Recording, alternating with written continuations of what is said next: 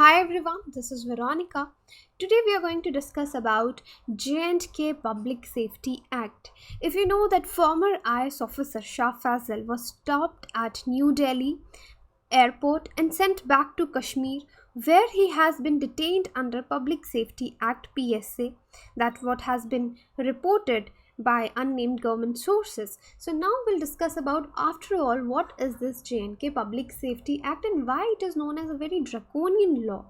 This is a channel StudyIQ. If you're preparing for any government exam, our pen drive and tablet courses are also available. For additional information, you can visit our website or you can call on the numbers given on the website also.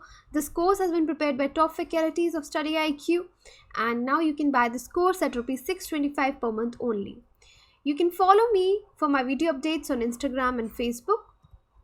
So what is the relevance of this topic? It could be asked in your mains paper 2. At objective level, you should know what are the details of this act. At subjective level, why it is known as Draconian Act, what are the issues with the act. Now, in the context that we are studying this, obviously I told you former IAS officer whose name is Shah Fazal was recently detained under J&K Public Safety Act. So now we would like to know about PSA in detail. See, talking about J&K Public Safety Act, the Jammu Kashmir PSA, which received the assent of J&K governor on 8th April 1978, because see, there is always a reason that why we are bringing a particular act. There is some reason. So that time the reason was the smuggling of timber. This act was introduced by government of Sheikh Abdullah as a tough law to prevent the smuggling of timber and keep the smugglers out of circulation. So the law allowed the government to detain any person above the age of 16 without trial for a period of 2 years. So this is very important, that government is able, authorities have given such a power that they can detain any person above the age of 16. However, some amendments were made in 2011. Age was raised to 18 years, but then the same scenario. So we are talking about the basic things about PSA. So yes, the main word here is without trial, that you can detain anybody without giving them any reason, that too without trial for a period of 2 years. So 2 years being very extreme. So it allows for administrative detention for up to 2 years. So there are two cases. One is your public order, if there is a problem with public order, another is your national security, right? So it allows for administrative detention for up to 2 years in the case of persons acting in any manner prejudicial to the security of the states. Then you can be detained up to 2 years, and for administrative detention up to 1 year where any person is acting in any manner prejudicial to the maintenance of public order, and 1 year in case you are causing any harm to the public order. Now, detention orders under PSA can be issued by divisional commissioners or district magistrates. There are other two things also. There is section 22 of this act which provides protection for any action taken in good faith. So the word is good faith, that the authorities, if they are taking any action in the good faith, you cannot file any case against them. No suit, prosecution or any other legal proceeding shall lie against any person for anything done or intended to be done in good faith in pursuance of the provisions of this act under, that is, Public Safety Act. So you see, 2 years detention for the security of the state if you are causing any harm or it is believed that you can cause any harm, and for administrative detention up to 1 year. So this has also been reduced to 6 months and 3 months in 2011 amendment, but however these were the basic features. And I already told you about section 22, the word good faith is used, which is a very umbrella term. So anybody could be detained. Here we are giving many powers to the authorities. Now there are many issues with the act. Why it is known as, because by many people it is called as Draconian law. It is often referred as Draconian law. However, right from the beginning, the law was misused widely and was repeatedly employed against political opponents by consecutive governments until 1990.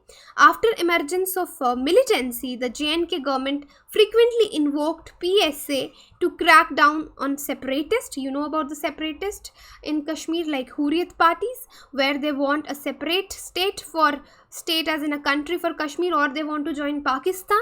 In the aftermath of the killing of sympathized terrorists in July 2016, hundreds of youths in Valley were detained under PSA. So this terrorist was Burhan Wani, with extendable detention periods. In August 2018, the act was amended to allow individuals to be detained under PSA outside the state as well.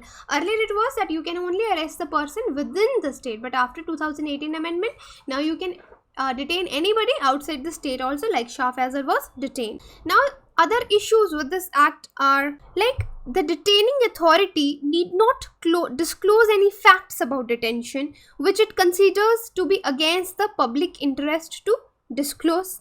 The terms under which a person is detained under PSA are totally vague, and actually a broad range of activities like acting in any manner prejudicial to security of the state, for acting any manner prejudicial to maintenance of public order, such things have been included.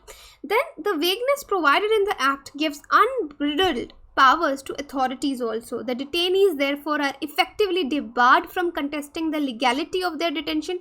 They have no right to know why they are being detained.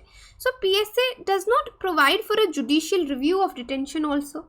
So see what happened. To checkmate J&K High Court orders for release of persons detained under the act of the state authorities issue successive detention orders. So this ensures prolonged detention of the people. So what happens if suppose there is this person who has been detained under PSA. Now this person goes to the court. Court tells, please release this person, cancel his detention.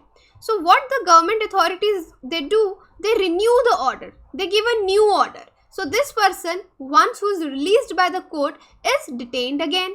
Again he goes to the court. Court releases him again, and then there is again a new order by the government to detain the person. So you see there is a prolonged detention of people. So PSA has been used against human rights activists, journalists, separatists, and others who are considered as a threat to the law and order. So right to dissent is stifled by these acts. So now here we'll see what are the criticisms. Almost we have in issues, you must have realized what are the criticisms of this act, but again we will discuss in detail. Discretionary power, but for exam point of view you can give them these headings also. So discretionary power is, it is up to discretion of the deputy commissioner to accept or reject recommendations, but in most cases DMs pass detention orders without questioning the police.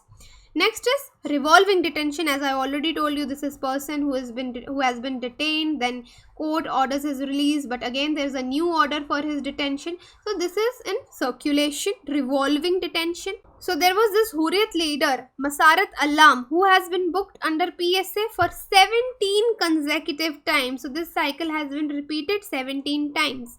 Then there are political intentions also. The government has frequently used the act against political opponents. Rights group Amnesty International has called PSA a lawless law. It states that state uses the law to keep people that the government can't convict through proper legal channels. Then number of detainees. So during the protest over the killing of Hizbul Mujahideen commander, I already told you about Burhan Muzaffar Wani, more than 550 persons were detained under PSA. It is the highest number in a year. Then talking about age. See, the government was accused of using it against people irrespective of age from minors to 80 years old. So while school certificates show many of the arrested children as minors, police maintain they are adults. So at least 2 cases, J&K High Court declared the arrested boys as minors and ordered their release. Now, however, in this lecture we have discussed about PSA. It is an important tool where comes the question of national security and public order, but however there are some valid criticisms of this act being draconian. Now in comment box you can tell me how do you feel, what do you feel about this law. So this is all about today's discussion. If you have any queries you can contact me on Instagram and Facebook. Thank you.